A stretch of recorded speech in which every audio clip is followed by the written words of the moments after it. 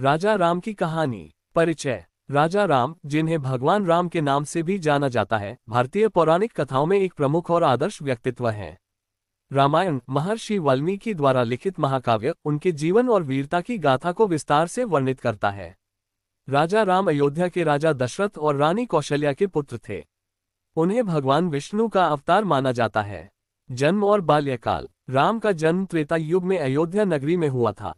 उनका बचपन माता पिता और भाइयों लक्ष्मण, भरत और शत्रुघ्न के साथ प्यार और स्नेह में बीता।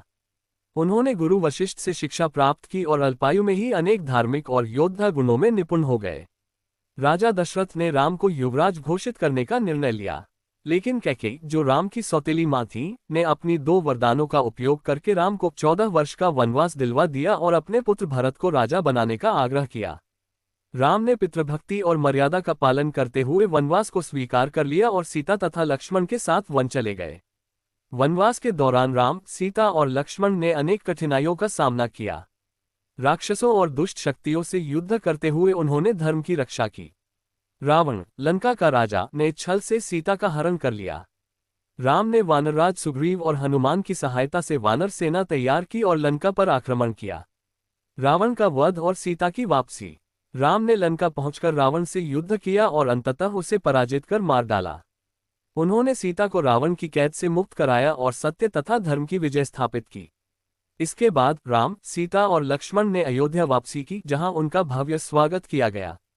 अयोध्या वापस आने के बाद राम ने धर्म और न्याय पर आधारित एक आदर्श शासन स्थापित किया, जिसे राम राज्य के नाम से जाना जाता है। उनके शासनकाल में सभी लोग सुखी और समृद्ध थे। राम राज्य को आज भी आदर्श शासन प्रणाली के रूप में माना जाता है।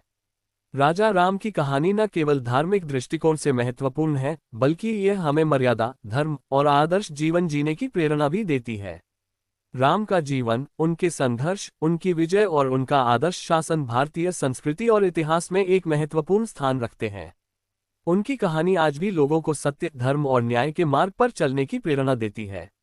राजा राम की कहानी हमें सिखाती है कि धर्म, मर्यादा और पितृभक्ति का पालन करते हुए जीवन जीना कितना महत्वपूर्ण है।